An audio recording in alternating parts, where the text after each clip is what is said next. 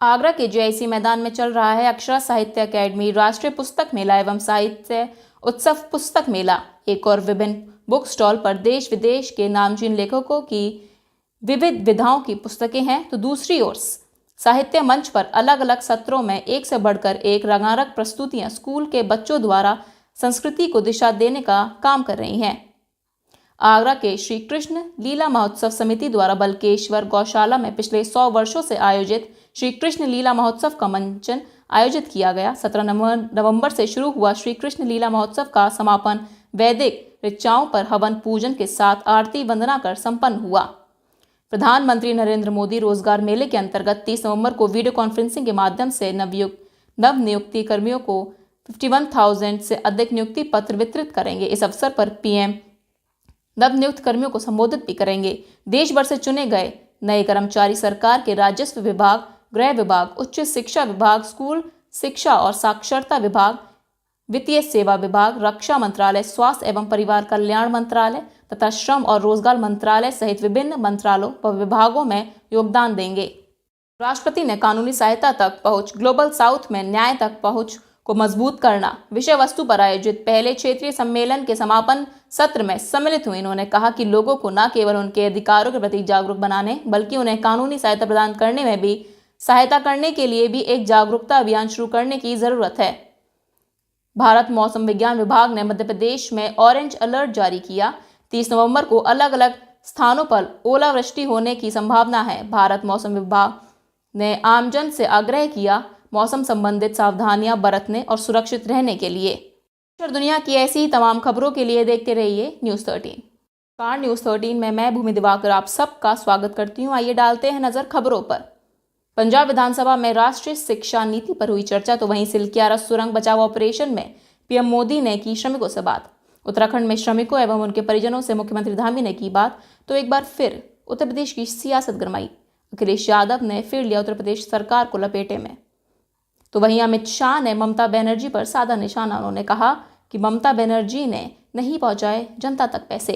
अनुराग ठाकुर ने प्रधानमंत्री जनजातीय आदिवासी न्याय महाअभियान के बारे में विस्तृत जानकारी दी। तो वहीं दिल्ली का प्रदूषण स्तर हुआ कम।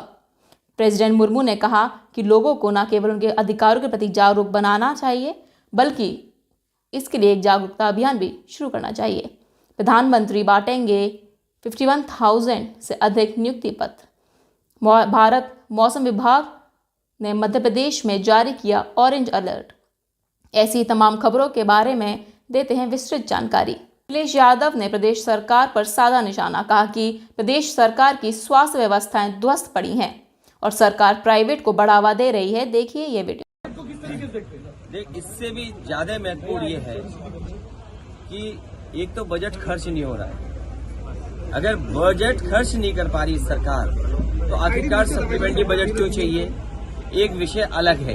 लेकिन उससे महत्वपूर्ण विषय ये है कि पूरे उत्तर प्रदेश की स्वास्थ्य व्यवस्था ध्वस्त है। चाहे वो आपके जिला अस्पताल हो, पीएससी, सीएससी हो या मेडिकल कॉलेज हो, ये सरकार जानबूझ करके सरकारी व्यवस्थाओं को इसलिए खत्म कर रही है जिससे कि लोग ज्यादा से ज्यादा प्राइवेट में इलाज कराएं, प्राइवेट नर्सिंग होम में जाएं, प्राइवेट हॉस्पिटल में जाएं। सरकार की जो जिम्मेदारी है कि गरीब को इलाज सरकारी अस्पतालों में मिल जाए, मेडिकल कॉलेज में मिल जाए, वो जिम्मेदारी सरकार नहीं निभा रही है। और कई जगह से ये सूचनाएं आई हैं कि सरकार सीधे सीधे मदद करना चाहती है प्राइवेट इंस्टीट्यूशंस की। और सच्चाई ये भी है कि जो सरकार दावा ये कर रही थी कि हम मेडिकल कॉलेज बनाएंगे, सुनने में आ रहा है कि मेडिकल कॉलेजेस को भी प्राइवेट हाथों में बेचने की तैयारी है। जो सरकार प्राइवेट मेडिकल कॉलेजों को प्राइवेट में बेच रही हो, सरकारी मेडिकल कॉलेज को बड़ा इंफ्रास्ट्रक्चर प्राइवेट में बेच रहे हो, जिला अस्पतालों में दवाई से लेकर के इलाज न मिल पा रहा हो, और लखनऊ जैसी जगह पर जहां पर इन्हीं के पार्टी का पूर्व सांसद अपने बेटे को लेकर के आया था, पीजीआई जैसी प्रेस्टिजियस इंस्टीट्यूशन में उसको इलाज नहीं मिला और बेटे की जान चली गई। ये केवल एक उदाहरण नहीं है। हर अस्पताल में इनकी सरकार में दलाल बैठे हुए हैं जो प्राइवेट इंस्टीट्यूशन में मरीजों को ले जाते हैं। और आपको भी जानकारी इस बात की होगी कि कहीं भी इमरजेंसी में एडमिट नहीं मिल रहा है, एडमिशन नहीं मिल रहा है। आगरा में 28 नवंबर को थाना खेरागढ़ क्षेत्र अंतर्गत बाइक सवार 3 युवकों की अज्ञात वाहन से एक्सीडेंट में मृत्यु की घटना में शव को पोस्टमार्टम हेतु भेजा गया। एसीपी खेरागढ़ ने आगे जानकारी देते हुए बताया कि सीसीटीवी कैमरों की सहायता से अज्ञात वाहनों की तलाश करने हेतु अग्रिम विधिक कार्रवाई की जा रही है। कल शाम खैरागढ़ थाना क्षेत्र में खैरागढ़ से सैया रोड पर 3 बाइक सवार किसी अज्ञात वाहन से टकरा गए, जिससे उनकी मौके पर 2 लोगों की मृत्यु हो गई। एक व्यक्ति घायल था, जिससे तत्काल पुलिस ने हॉस्पिटल भिजवाया। बाद में उसकी मृत्यु हो गई और तीनों को पीएम हेतु भिजवा दिया गया है और आसपास के सीसीटीवी फुटेज चेक किए जा रहे हैं ताकि अज्ञात वाहन का पता किया जा सके। और तीनों व्यक्ति थाना अमलोपरा के रहने वाले थे, कस्बा इटोरा के, और आगे की कार्रवाई पुलिस के द्वारा की जा रही है। अखिलेश यादव ने उत्तर प्रदेश विधानसभा में कहा कि किसानों को सुविधा देंगे तो उनकी आय बढ़ेगी। दुगनी तो सपना है। जिस स्टेट गवर्नमेंट का रेवेन्यू सरप्लस है तो क्या किसानों को सुविधा नहीं दे पाएंगे? देखिए ये वीडियो। माननीय मंत्री जी गोल गोल क्यों घुमा रहे हैं? माननीय सदस्य ने पूछा कि जिन इक्विपमेंट्स पर जीएसटी ये है, ये माननीय सदस्य भी जानते हैं, मैं भी ये बात मानता हूं कि जीएसटी काउंसिल है, स्टेट काउंसिल, आप अकेले निर्णय नहीं ले सकते हैं। लेकिन माननीय मंत्री जी, जब आप ये कहते हैं कि रेवेन्यू सरप्लस बजट है आपका, अगर रेवेन्यू सरप्लस बजट आपका है तो ट्रॉली में आप बताइए क्यों वसूल रहे हैं 24,000 रुपए? आप 54,000 वसूल रहे हैं गिट्टी लोडर पर। तो किसान को सुविधा देने के लिए क्या ये डबल इंजन की सरकार इस बात पर सोचेगी कि जिस स्टेट गवर्नमेंट का रेवेन्यू सरप्लस है, क्या किसानों को सुविधा देंगे? अगर आप किसानों की सुविधा देंगे तो किसानों की आय बढ़ेगी। दोगुनी तो सपना है, लेकिन कम से कम उनकी आय बढ़ेगी। क्या आप इस पर विचार करेंगे? केंद्रीय मंत्री अनुराग ठाकुर ने प्रधानमंत्री जनजाति आदिवासी न्याय महाअभियान के बारे में विस्तृत जानकारी दी। पीएम जनमन का लक्ष्य विशेष रूप से कमजोर जनजातीय समूह की सामाजिक आर्थिक स्थितियों को सुधार करना है। देखिए ये वीडियो। प्रधानमंत्री जनजाति आदिवासी न्याय महाअभियान। अब जब मैं आदिवासी न्याय की बात करता हूं तो कई बार, क्योंकि चौथी बार का सांसद हूं, पिछली सरकारों को भी देखा, अब भी देखा, फर्क ये दिखता है कि हमारी सरकार में बॉर्डर विलेज को फर्स्ट विलेज या वाइब्रेंट विलेज के रूप में देखा जाता है। डिसेबल्ड को, या जिसको विकलांग कहते थे आप लोग, उसको दिव्यांग या स्पेशली एबल्ड के रूप में देखा जाता है। जो कभी पिछड़े गांव थे या पिछड़े जिले थे, आज उनको एस्पिरेशनल डिस्ट्रिक्ट का नाम देके उनका जीर्णोद्धार, उनको एक समान अधिकार देने का काम किया जाता है। ये सोच का ही फर्क है जो मोदी सरकार में आज पीएम जनमन जैसी योजनाओं को लेकर भी आए। तभी तो प्रधानमंत्री गरीब कल्याण अन्न योजना में 5 साल तक मुफ्त में अनाज देने का काम और लगभग 81 करोड़ लोगों को लाभ वहां तक देने का काम, और अब इसमें देखा जाए तो प्रधानमंत्री जनजाति आदिवासी न्याय महाअभियान पीएम जनमन, इसको स्वीकृति दी है। ये योजना क्या है, थोड़ा विस्तार में आपको जरूर बताना चाहूंगा। लगभग 75 ट्राइबल समुदाय हैं जो देश के विभिन्न रिमोट या दुर्गम क्षेत्रों में स्कैटर्ड हैबिटेशन में निवास कर रहे हैं और इनको पीवीटीजीज के रूप में पहचान दी गई है। इन वल्नरेबल कम्युनिटीज के समग्र विकास के लिए पीएम जनमन अभियान की स्वीकृति दी गई। इस अभियान का क्रियान्वयन 18 राज्यों एवं 1 यूटी के 220 जिलों में लगभग 22,544 ग्रामों में व हैबिटेशन में किया जाएगा। इस अभियान के अंतर्गत लगभग 28,16,000 ट्राइबल्स लाभान्वित होंगे। ये अभियान होल ऑफ गवर्नमेंट अप्रोच पर आधारित है और इस अभियान के मुख्य कंपोनेंट्स इस प्रकार हैं। ऐसे पीवीटीजी बेनिफिशियरीज जो वर्तमान में विभिन्न मंत्रालयों द्वारा संचालित स्कीमों के लाभ से वंचित रह गए हैं, उसे इन अभियान के अंतर्गत लाभान्वित किया जाएगा। इनके सामाजिक व आर्थिक उन्नयन। मुख्यमंत्री धामी ने रेस्क्यू किए गए श्रमिकों एवं उनके परिजनों से सामूहिक स्वास्थ्य केंद्र चिन्याली सौण में वार्ता की एवं उनको सुनिश्चित धनराशि भी प्रदान की।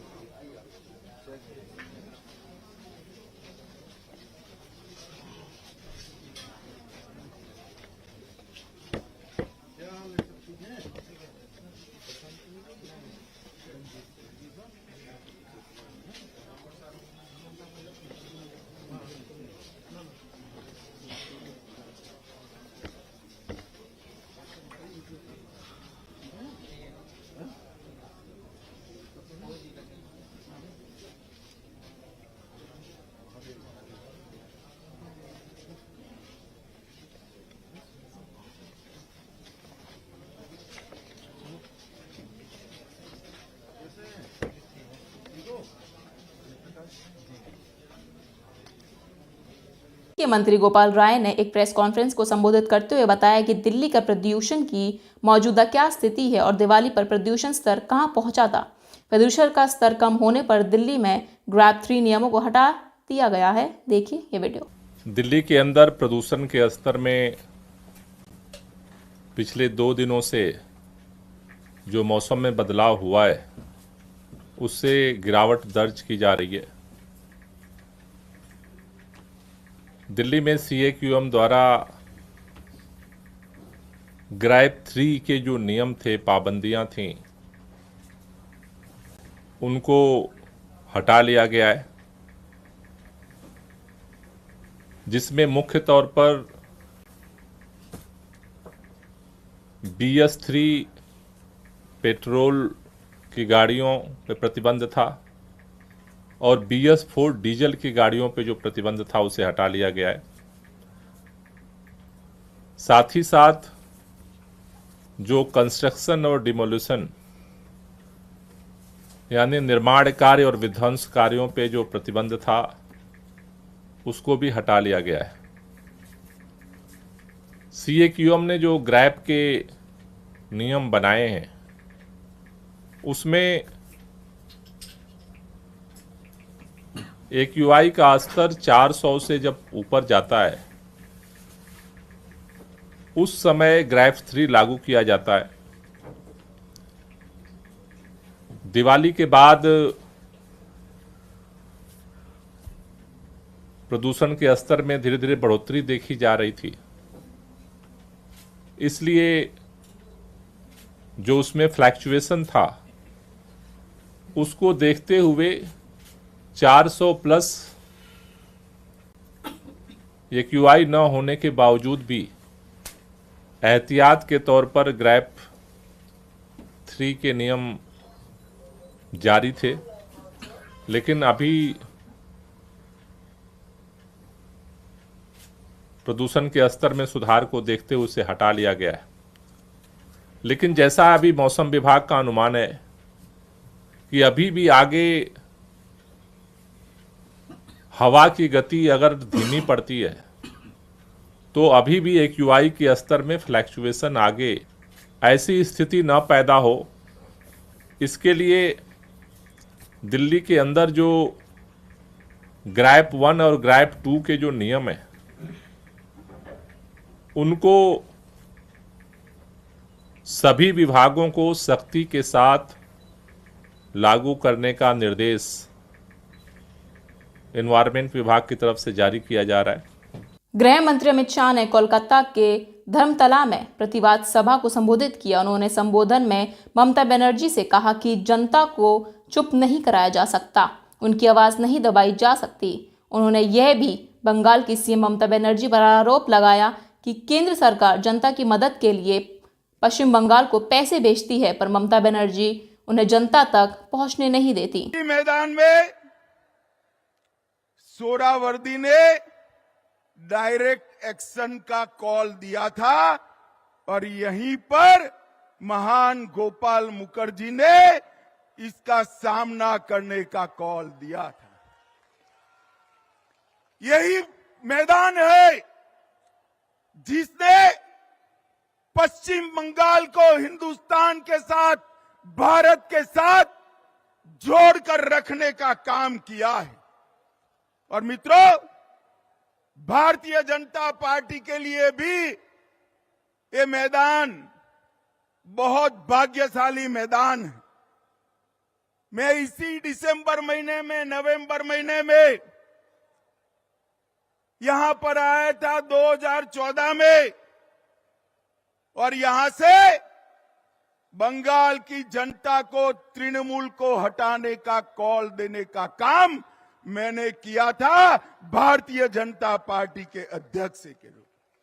और मैं आज बंगाल की जनता का धन्यवाद करना चाहता हूं कि आज बंगाल में 18 लोकसभा सीटें और 77 विधानसभा सीटें देकर बंगाल की जनता ने तय कर दिया है कि यहां पर अगली सरकार भारतीय जनता पार्टी की सरकार बनने वाली है।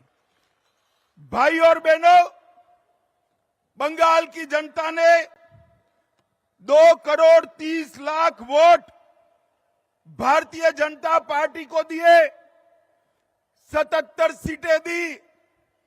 हमारे नेता शुभेंदु अधिकारी को अभी अभी दीदी ने दूसरी बार विधानसभा से बर्खास्त कर दिया है। मैं कहने आया हूं, दीदी कान खोलकर सुन लो।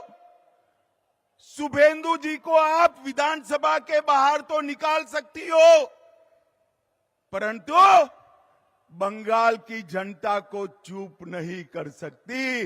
बंगाल की जनता कहती है, दीदी आपका समय अब समाप्त हो चुका है।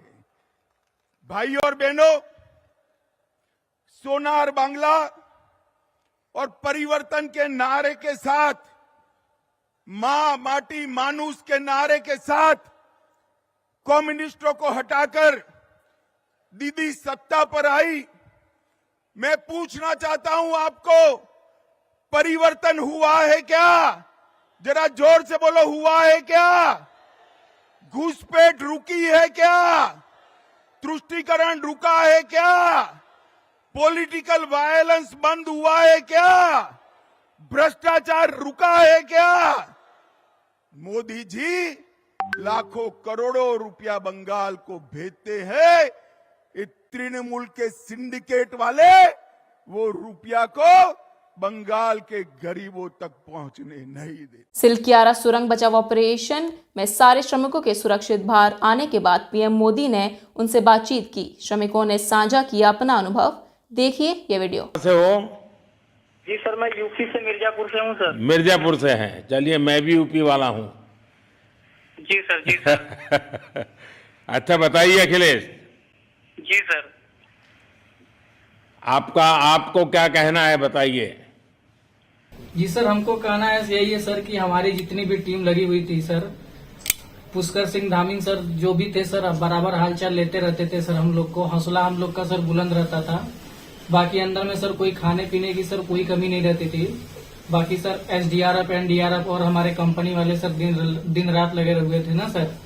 तो उन लोगों को सर मैं तहे दिल से शुक्रिया अदा करता हूँ कि हम लोग को सर सेफ निकाले। और हम लोग जिस तरह से निकले सर, हम लोग को सबसे ज्यादा खुशी है सर। उससे ज्यादा भी सर बाहर वालों को खुशी है सर। वो लोग भी सर दिन रात मेहनत किए हुए हैं सर। इसलिए मैं सर सबको पूरे देश को खुशी है अखिलेश, पूरे देश को और दुनिया में भी, क्योंकि मेरी अभी एक G20 समिट थी, तो दुनिया के नेता भी उत्तराखंड की घटना को लेकर के चिंता अपनी व्यक्त करते थे। तो सारी दुनिया को चिंता होती है किसी भी ऐसे घटना में, तो सारा हिंदुस्तान आपके साथ था और आप लोगों ने, लेकिन अंदर आपको दिन रात का तो पता चलता नहीं होगा जब तक वो छेद नहीं हुआ। हाँ सर, हम लोग का मोबाइल वगैरह तो पर सर हम बचा के रखते थे, टाइम देखने के लिए ऑन करते थे। बाकी सर उसके बाद कंपनी वालों ने सर हम लोग को सर मोबाइल वगैरह, चार्जर वगैरह हम लोग का प्रोवाइड करवा दिए, तो सर अच्छा सर फील होने लगा, फिर टाइम वगैरह का पता चलता था, फिर हम लोग सर थोड़ा मनोरंजन भी करने लगते, फिर थोड़ा मन हम लोग का हल्का होता था सर। बाकी घबराहट वगैरह किसी को हुआ नहीं सर, किसी को प्रॉब्लम नहीं हुआ सर। 48 मेंबर जो है ना सर टोटल सेफ हैं सर। नहीं, मुझे जब वो पहली बार छेद कर करके चीजें भेजना शुरू किया तो मुझे लगा कि अब हम संभाल पाएंगे, क्योंकि तब तक मुझे चिंता थी, क्योंकि इसमें सबसे बड़ा जब सूर्य का प्रकाश नहीं मिलता है तो स्थिति बिगड़ना शुरू हो जाती है। वही सर है ना सर। बाकी सर सभी टीमों ने सर बहुत अच्छा कार्य किया सर, जितने भी गवर्नमेंट से लेके सर आपका उत्तराखंड सरकार से सर पुष्कर अखिलेश निकलने के बाद परिवार से बात हुई क्या? जी सर, फैमिली वालों से बात हुई थी सर। हाँ, क्या कह रहे हैं? फैमिली वाले बोल रहे थे सर अच्छा है, जो भी हुआ अच्छा हुआ। आप में से कोई साथी था, उसका भाई तो कह रहा था 2-3 दिन पहले कि बस मैं तो ये निकलते उसको घर ले जाऊंगा, अब मुझे यहाँ काम करने नहीं दे रहा है। जी सर, वो तो है सर, मतलब अब भाई भी हैं सर वहाँ पे। हाँ। जी सर। आइए डालते हैं नजर खबरों पर विस्तार से। 16वीं पंजाब विधानसभा 2023 के 5वें सत्र के दूसरे दिन राष्ट्रीय शिक्षा नीति पर हुई चर्चा। मैं ਇਹ ਬੇਨਤੀ ਕਰਨਾ ਕਿ ਜਿਹੜੀ ਜੋ 1976 ਦੇ ਵਿੱਚ ਜਿੱਥੇ ਸ਼੍ਰੀਮਤੀ ਇੰਦਰਾ ਗਾਂਧੀ ਜੀ ਨੇ ਪੰਜਾਬ ਤੋਂ ਪਾਣੀ ਖੋਹ ਲਿਆ, ਉਹਨਾਂ ਨੇ ਨਾਲ ਜਿਹੜੀ ਆ ਉਹ ਨੈਸ਼ਨਲ ਜਿਹੜੀ ਸਟੇਟ ਦਾ ਜਿਹੜਾ ਐਜੂਕੇਸ਼ਨ ਦਾ ਸਟੇਟ ਦਾ ਸੀ ਉਹ ਨੈਸ਼ਨਲ ਦਾ ਮੁੱਦਾ ਬਣਾ ਕੇ ਮੈਂ ਸਮਝਦਾ ਕਿ ਸਭ ਤੋਂ ਜਿਹੜੀ ਆਪਣੀ ਮਾਂ ਬੋਲੀ ਹੈ ਪੰਜਾਬੀ ਉਹ ਤੋਂ ਵੀ ਦੂਰ ਕਰਨ ਦਾ ਬਹੁਤ ਵੱਡਾ ਉਹਨਾਂ ਨੇ ਇੱਕ ਸਾਡੇ ਨਾਲ ਧੋਖਾ ਕੀਤਾ। ਅੱਜ ਜਿਹੜੀ ਨਵੀਂ ਪੁਆਇੰਟ ਆਫ ਆਰਡਰ ਦਿੰਦੇ ਜੀ। ਆਪ ਜਦੋਂ ਹਰਜੋਤ ਬੈਂਸ ਜੀ ਕਿਸੇ ਵਿਅਕਤੀ ਦਾ ਨਾਮ ਲੈ ਰਹੇ ਸਨ ਜਿਹੜਾ ਕਿ ਹਾਊਸ ਦਾ ਮੈਂਬਰ ਨਹੀਂ ਸੀ, ਤੁਸੀਂ ਆਪ ਉੱਠ ਕੇ विकसित भारत संकल्प यात्रा उत्तराखंड के चक्राता के बुरायला ग्राम पहुंची। ग्रामीणों ने राष्ट्र के महत्व विकास में योगदान देने हेतु शपथ ली।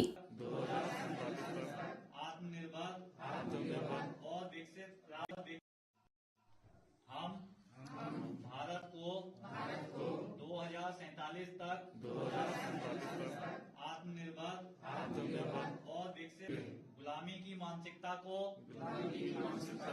जड़ से उखाड़ फेंकेंगे। देश की समृद्ध विरासत को गर्व करेंगे। भारत की एकता को सुदृढ़ करेंगे और देश की रक्षा करने वालों का सम्मान करेंगे। हम भारतीय नागरिक होने का कर्तव्य निभाएंगे। जय हिंद। आगरा के जेआईसी मैदान में चल रहा है अक्षरा साहित्य अकेडमी राष्ट्रीय पुस्तक मेला एवं साहित्य उत्सव पुस्तक मेला। एक और विभिन्न बुक स्टॉल पर देश विदेश के नामचीन लेखकों की विविध विधाओं की पुस्तकें हैं, तो दूसरी ओर साहित्य मंच पर अलग अलग सत्रों में एक से बढ़कर एक रंगारंग प्रस्तुतियां स्कूल के बच्चों द्वारा संस्कृति को दिशा देने का काम कर रही हैं। आगरा के श्री कृष्ण लीला महोत्सव समिति द्वारा बलकेश्वर गौशाला में पिछले 100 वर्षों से आयोजित श्री कृष्ण लीला महोत्सव का मंचन आयोजित किया गया। 17 नवंबर से शुरू हुआ श्री कृष्ण लीला महोत्सव का समापन वैदिक ऋचाओं पर हवन पूजन के साथ आरती वंदना कर संपन्न हुआ। प्रधानमंत्री नरेंद्र मोदी रोजगार मेले के अंतर्गत 30 नवंबर को वीडियो कॉन्फ्रेंसिंग के माध्यम से नवनियुक्ति कर्मियों को 51,000 से अधिक नियुक्ति पत्र वितरित करेंगे। इस अवसर पर पीएम नवनियुक्त कर्मियों को संबोधित भी करेंगे।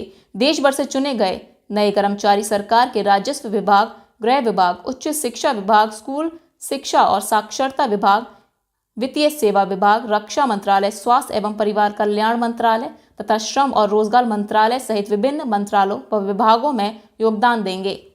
राष्ट्रपति ने कानूनी सहायता तक पहुंच, ग्लोबल साउथ में न्याय तक पहुंच को मजबूत करना विषय वस्तु पर आयोजित पहले क्षेत्रीय सम्मेलन के समापन सत्र में सम्मिलित हुए। इन्होंने कहा कि लोगों को न केवल उनके अधिकारों के प्रति जागरूक बनाने बल्कि उन्हें कानूनी सहायता प्रदान करने में भी सहायता करने के लिए भी एक जागरूकता अभियान शुरू करने की जरूरत है। भारत मौसम विज्ञान विभाग ने मध्य प्रदेश में ऑरेंज अलर्ट जारी किया। 30 नवंबर को अलग अलग स्थानों पर ओलावृष्टि होने की संभावना है। भारत मौसम विभाग ने आमजन से आग्रह किया मौसम संबंधित सावधानियां बरतने और सुरक्षित रहने के लिए। और दुनिया की ऐसी ही तमाम खबरों के लिए देखते रहिए न्यूज़ 13। न्यूज़ 13 में मैं भूमि दिवाकर आप सबका स्वागत करती हूँ। आइए डालते हैं नजर खबरों पर। पंजाब विधानसभा में राष्ट्रीय शिक्षा नीति पर हुई चर्चा, तो वहीं सिलक्यारा सुरंग बचाव ऑपरेशन में पीएम मोदी ने की श्रमिकों से बात। उत्तराखंड में श्रमिकों एवं उनके परिजनों से मुख्यमंत्री धामी ने की बात। तो एक बार फिर उत्तर प्रदेश की सियासत गरमाई। अखिलेश यादव ने फिर लिया उत्तर प्रदेश सरकार को लपेटे में। तो वहीं अमित शाह ने ममता बनर्जी पर साधा निशाना। उन्होंने कहा कि ममता बनर्जी ने नहीं पहुंचाए जनता तक पैसे। अनुराग ठाकुर ने प्रधानमंत्री जनजातीय आदिवासी न्याय महाअभियान के बारे में विस्तृत जानकारी दी। तो वहीं दिल्ली का प्रदूषण स्तर हुआ कम। प्रेसिडेंट मुर्मू ने कहा कि लोगों को न केवल उनके अधिकारों के प्रति जागरूक बनाना चाहिए बल्कि इसके लिए एक जागरूकता अभियान भी शुरू करना चाहिए। प्रधानमंत्री बांटेंगे 51,000 से अधिक नियुक्ति पत्र। भारत मौसम विभाग ने मध्य प्रदेश में जारी किया ऑरेंज अलर्ट। ऐसी तमाम खबरों के बारे में देते हैं विस्तृत जानकारी। अखिलेश यादव ने प्रदेश सरकार पर साधा निशाना। कहा कि प्रदेश सरकार की स्वास्थ्य व्यवस्थाएं ध्वस्त पड़ी हैं और सरकार प्राइवेट को बढ़ावा दे रही है। देखिए ये वीडियो। इससे भी ज्यादा महत्वपूर्ण ये है कि एक तो बजट खर्च नहीं हो रहा है। अगर बजट खर्च नहीं कर पा रही सरकार तो आखिरकार सप्लीमेंट्री बजट क्यों चाहिए, एक विषय अलग है। लेकिन उससे महत्वपूर्ण विषय ये है कि पूरे उत्तर प्रदेश की स्वास्थ्य व्यवस्था ध्वस्त है। चाहे वो आपके जिला अस्पताल हो, पीएससी, सीएससी हो या मेडिकल कॉलेज हो, ये सरकार जानबूझ करके सरकारी व्यवस्थाओं को इसलिए खत्म कर रही है जिससे कि लोग ज्यादा से ज्यादा प्राइवेट में इलाज कराएं, प्राइवेट नर्सिंग होम में जाएं, प्राइवेट हॉस्पिटल में जाएं। सरकार की जो जिम्मेदारी है कि गरीब को इलाज सरकारी अस्पतालों में मिल जाए, मेडिकल कॉलेज में मिल जाए, वो जिम्मेदारी सरकार नहीं निभा रही है। और कई जगह से ये सूचनाएं आई हैं कि सरकार सीधे सीधे मदद करना चाहती है प्राइवेट इंस्टीट्यूशंस की। और सच्चाई ये भी है कि जो सरकार दावा ये कर रही थी कि मेडिकल कॉलेज बनाएंगे, सुनने में आ रहा है कि मेडिकल कॉलेजेस को भी प्राइवेट हाथों में बेचने की तैयारी है। जो सरकार प्राइवेट मेडिकल कॉलेजों को प्राइवेट में बेच रही हो, सरकारी मेडिकल कॉलेज को बड़ा इंफ्रास्ट्रक्चर प्राइवेट में बेच रहे हो, जिला अस्पतालों में दवाई से लेकर के इलाज न मिल पा रहा हो, और लखनऊ जैसी जगह पर जहां पर इन्हीं के पार्टी का पूर्व सांसद अपने बेटे को लेकर के आया था, पीजीआई जैसी प्रेस्टिजियस इंस्टीट्यूशन में उसको इलाज नहीं मिला और बेटे की जान चली गई। ये केवल एक उदाहरण नहीं है।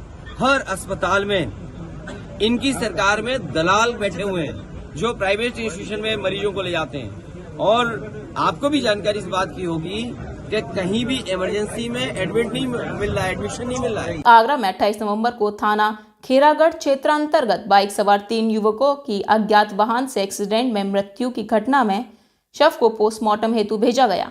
एसीपी खेरागढ़ ने आगे जानकारी देते हुए बताया कि सीसीटीवी कैमरों की सहायता से अज्ञात वाहनों की तलाश करने हेतु अग्रिम विधिक कार्रवाई की जा रही है। कल शाम खेरागढ़ थाना क्षेत्र में खेरागढ़ से सैया रोड पर 3 बाइक सवार किसी अज्ञात वाहन से टकरा गए, जिससे उनकी मौके पर 2 लोगों की मृत्यु हो गई। एक व्यक्ति घायल था जिससे तत्काल पुलिस ने हॉस्पिटल भिजवाया, बाद में उसकी मृत्यु हो गई और तीनों को पीएम हेतु भिजवा दिया गया है।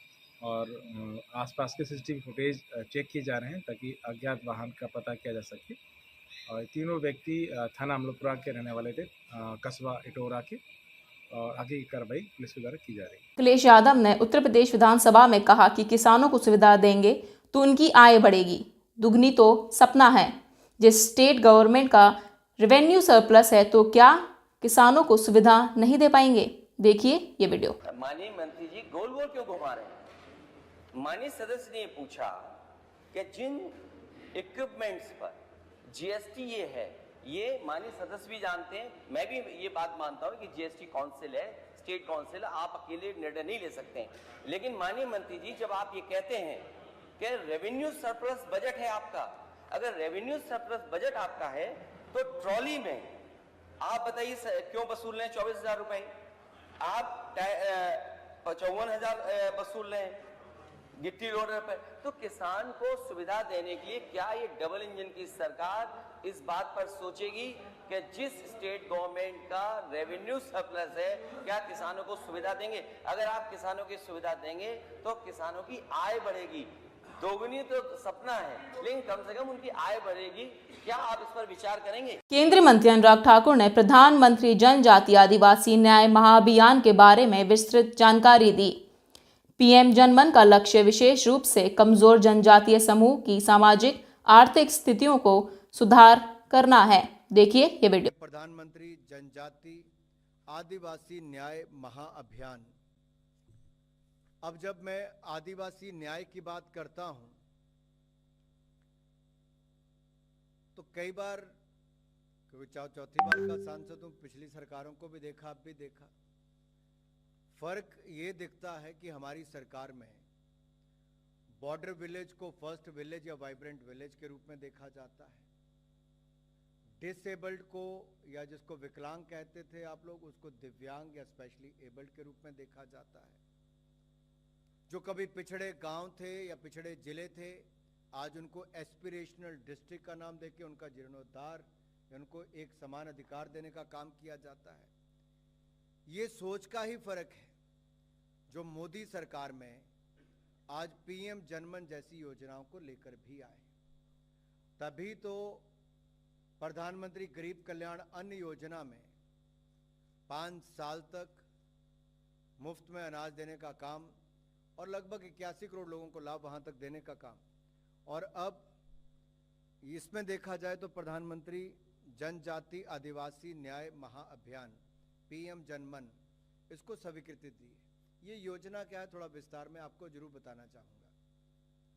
लगभग 75 ट्राइबल समुदाय हैं जो देश के विभिन्न रिमोट या दुर्गम क्षेत्रों में स्कैटर्ड हैबिटेशन में निवास कर रहे हैं और इनको पीवीटीजीज के रूप में पहचान दी गई है। इन वल्नरेबल कम्युनिटीज के समग्र विकास के लिए पीएम जनमन अभियान की स्वीकृति दी गई। इस अभियान का क्रियान्वयन 18 राज्यों एवं 1 यूटी के 220 जिलों में लगभग 22,544 ग्रामों में व हैबिटेशन में किया जाएगा। इस अभियान के अंतर्गत लगभग 28,16,000 ट्राइबल्स लाभान्वित होंगे। ये अभियान होल ऑफ गवर्नमेंट अप्रोच पर आधारित है और इस अभियान के मुख्य कंपोनेंट्स इस प्रकार हैं। ऐसे पीवीटीजी बेनिफिशियरीज जो वर्तमान में विभिन्न मंत्रालयों द्वारा संचालित स्कीमों के लाभ से वंचित रह गए हैं, उसे इन अभियान के अंतर्गत लाभान्वित किया जाएगा। इनके सामाजिक व आर्थिक उन्नयन। मुख्यमंत्री धामी ने रेस्क्यू किए गए श्रमिकों एवं उनके परिजनों से सामूहिक स्वास्थ्य केंद्र चिनियाली सोन में वार्ता की एवं उनको सुनिश्चित धनराशि भी प्रदान की।